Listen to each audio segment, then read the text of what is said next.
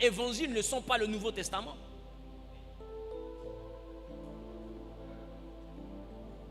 Qui est d'accord avec ça? Les étudiants sont forcément d'accord avec ça. Les 4 évangiles ne sont pas le Nouveau Testament. Qui croyait que c'était le Nouveau Testament? Ah, c'est pas le Nouveau Testament. Dieu explique. Vous savez, il a décidé une chose. Il a décidé que l'église devienne comme une école où quand tu viens, tu apprends et tu grandis. Celui qui cherche miracle, tomber. Non. Il y a un temps pour toutes choses. Amen. Il est temps que tu croisses. Amen. Regarde. La Bible dit que Christ est né. C'est ça? Viens, on va lire. Viens, on va lire.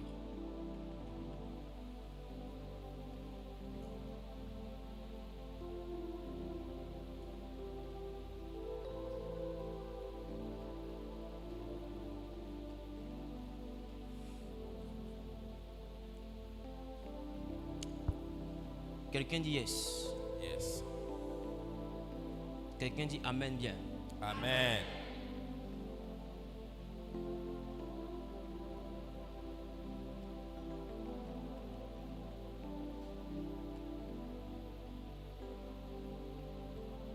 Quand on prend le temps de regarder une chose, pour présenter le Seigneur Jésus, de quoi ils ont eu besoin? De quoi ils ont eu besoin? Les oiseaux. Ils ont eu besoin de quoi? Les oiseaux. Quand ils ont rencontré Siméon dans le temple, ils ont eu besoin de quoi? Les oiseaux. Mais les oiseaux là, c'est le symbole de quoi? Qui a prescrit les oiseaux? Qui a prescrit les oiseaux? C'est Dieu. Qui a prescrit les oiseaux? C'est Dieu, n'est-ce pas? Mais au temps de qui? Au temps de Moïse. Donc les oiseaux c'est quoi? C'est la loi ou bien c'est la grâce? C'est la loi. C'est la loi ou bien c'est la grâce? C'est la loi. C'est la raison pour laquelle même au temps de Christ, dans le temple, on sacrifiait encore les animaux. Qui se rappelle de ça? Au temps de Christ, on sacrifiait les animaux. Christ n'a jamais pris quelque chose pour aller taper l'autel des holocaustes. Mais il a chassé ceux qui faisaient du commerce dans le temple. Il n'a pas chassé les sacrificateurs. Il a chassé ceux qui faisaient le commerce dans le temple. Ça veut dire qu'il reconnaît une chose. Que jusqu'à ce que son sang coule, la loi a encore un effet. Donc pour le pardon des péchés, il faut le sang. Et c'était le sang des animaux à cette époque. Jusqu'à ce que son sang coule, nous sommes sous la loi. Donc la grâce commence quand le sang de Jésus est tombé. C'est la raison pour laquelle avant de mourir, il dit: je ne vous appelle plus serviteur, je vous appelle comment? Je vous appelle comment? Je vous appelle plus serviteur, je vous appelle mes amis.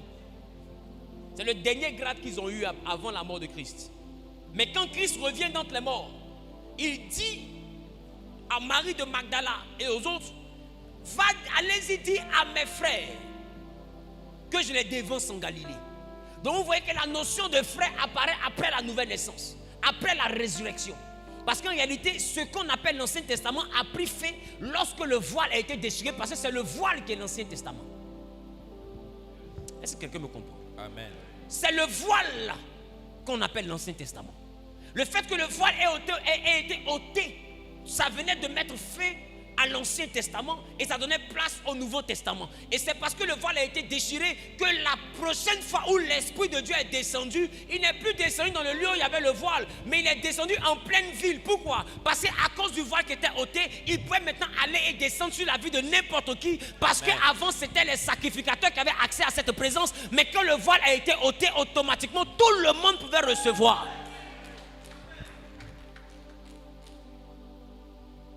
Il est important que tu comprennes l'œuvre de rédemption de Christ sur ta vie. Alléluia. Amen. Donc le péché nous fait quoi? Nous sépare de Dieu. 2.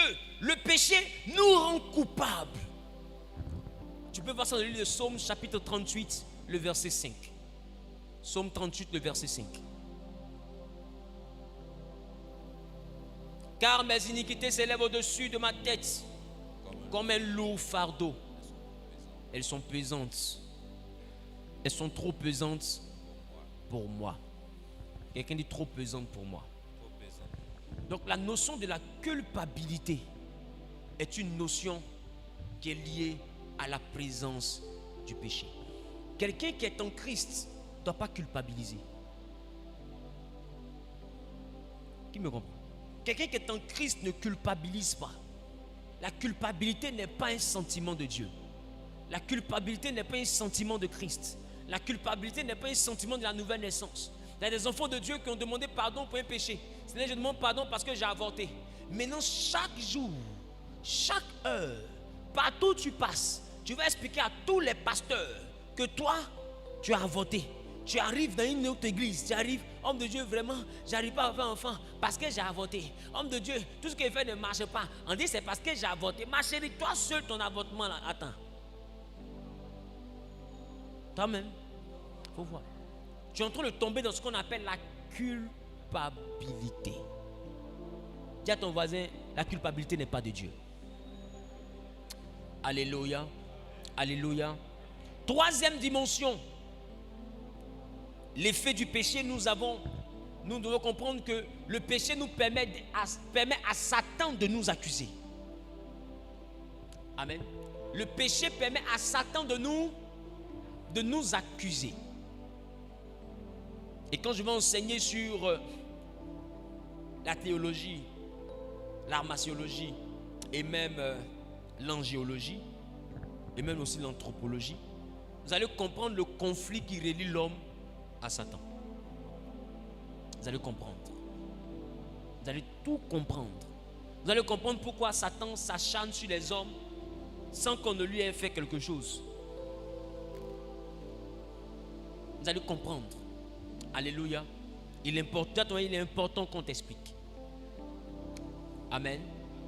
Donc, le péché permet à Satan de nous accuser. Apocalypse chapitre 12, le verset 10. La Bible dit l'accusateur de nos frères, celui qui les accusait devant notre Dieu jour et nuit. Donc tu vois que chaque jour il y a quelqu'un qui parle de toi. Quelqu'un dit ah, je suis important. Dis à ton voisin, on parle de moi. Chaque jour il y a quelqu'un qui parle de toi. On l'appelle l'accusateur. Donc le péché permet au diable de nous accuser. Alléluia. C'est la raison pour laquelle je veux dire à un enfant de Dieu, quand le sang de Jésus te touche, il y a une chose qui te rend digne de l'action du sang de Jésus. Tu sais quoi? Tu sais quoi? Qui veut que je lui dise? Qui sait déjà? Il y a une chose qui te rend digne de l'action de Jésus. C'est le combat face au péché. On n'a pas dit la victoire. La victoire, c'est Christ qui l'a. Mais on dit le combat. Ça veut dire la volonté de vivre comme Christ. La Bible dit Christ a été tenté en toutes choses, mais il n'a jamais succombé. La volonté à vouloir résister au péché, c'est ça qui te rend digne du sacrifice de Christ. Parce que tu ne peux pas accepter Jésus et puis vivre comme quelqu'un qui n'a aucune crainte de l'éternel. Est-ce que quelqu'un me comprend? Ça veut dire que tu n'as jamais accepté. Ce qui fait que tu as accepté le Seigneur, c'est le fait que tu lui as donné ta vie et désormais tu fais des efforts pour ne plus tomber dans les mauvaises choses que tu faisais hier. Et même si tu perds dans une bataille face au péché, le fait de savoir que Christ est ton rédempteur te redonne la force de te relever. Tu ne restes pas couché, tu te relèves. Voilà pourquoi la Bible dit 7 fois le juste tombe, 7 fois il se relève. Il ne reste pas à terre. Mais ceux qui sont de l'autre côté là-bas, là, eux ils ne cherchent même pas à se relever. Eux ils se couchent. Est-ce que ceux qui n'ont pas Christ là, eux ils ne pensent pas à se lever. Eux ils dorment. Est-ce que quelqu'un me comprend? Voilà pourquoi la Bible dit, lève-toi toi qui dors, lève-toi d'entre les morts et Christ t'éclairera. Ça veut dire qu'il y a une dimension d'hommes, eux ils dorment là, eux ils dorment. Eux ils sont morts même, c'est-à-dire eux ils n'ont plus de réaction. Ils ne fournissent pas d'efforts. Il y a des enfants qui ont une certaine vie mais qui ne regrettent rien. Qui me comprend? Le Saint-Esprit est celui qui nous convainc en ce qui concerne le péché. Si tu fais quelque chose de mal au devant de la présence de Dieu, qu'il n'y a pas une voix à l'intérieur de toi qui te dit que ce que tu viens de faire là n'est pas bon, comme si quelqu'un te parlait, Comme si quelqu'un te faisait un reproche. Comme si quelqu'un te disait, c'est pas ton comportement qui doit être là. Si tu n'as pas cette voix-là qui te parle à l'intérieur de toi, c'est que ton affaire-là, tu as atteint le niveau où le Saint-Esprit s'est attristé. C'est-à-dire que quand il s'attriste, il se retire de toi. C'est-à-dire que si tu veux vivre bien, vis mal, marche bien. Si tu veux prier, c'est pourquoi prendre le temps, remarque. Quand tu dis au Saint-Esprit, je vais faire l'effort de commencer à prier, lui-même il vient te réveiller. Qui a remarqué ça? Tu dors combien, tu vois? Comme si on t'a tapé, tu te réveilles comme ça. Tu regardes, tu as dit 3 heures, il est 3h00. Et qu'est-ce que toi tu fais? Tu t'es empissé. Comme le Saint-Esprit est ton boy, lui il quitte le ciel juste pour que tu pisses. Et tu pisses. Et tu pisses ça.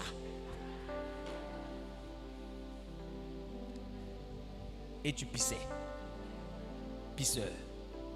Et quand tu finis de pisser, lui il est assis sur le lit, il dit bon, ma fille là, quand elle va finir de pisser, elle va venir en parler.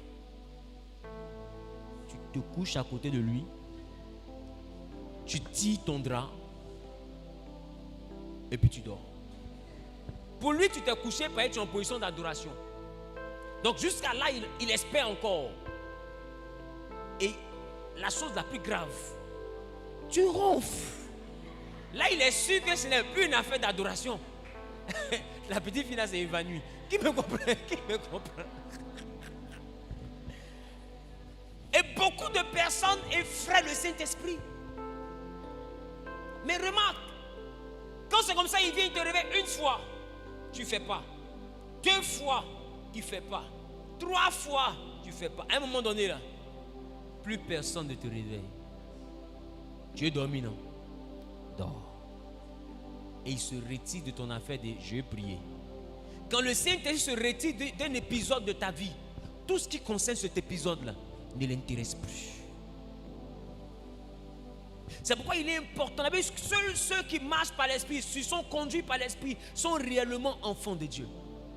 Quand le Saint-Esprit veut te conduire, laisse-le faire. Parce que si tu lui montres que tu peux gérer ta vie, il va te laisser gérer ta vie. Tu rencontres quelqu'un, au lieu d'aller interroger le Saint-Esprit, tu dis ah, c'est faussette, il me plaît. Le Saint-Esprit tire ton cœur, il dit Alette, Goumet, ma fille, stop, Goumet. Tu dis oh Seigneur, Goumet, mais la tablette de chocolat, ça c'est mon genre, ça. Mon fils, attention Goumet, Gola n'est pas bien, attention Goumet, il dit mais Seigneur, il y a le truc. Et toi-même tu expliques à Dieu pourquoi tu dois rester à elle. Et Dieu fait tout, hein. Toi tu lui expliques, il te regarde. Et tu rentres dans la relation. À un moment donné, ta vie sentimentale, il se mêle plus de ça. Les gars, Saint-Esprit n'aime pas foutaise. À un moment donné, il ne s'intéresse plus à ça. Mais tu sais, quand il rentre dans le silence, c'est pourquoi? C'est pour que tu te casses le visage.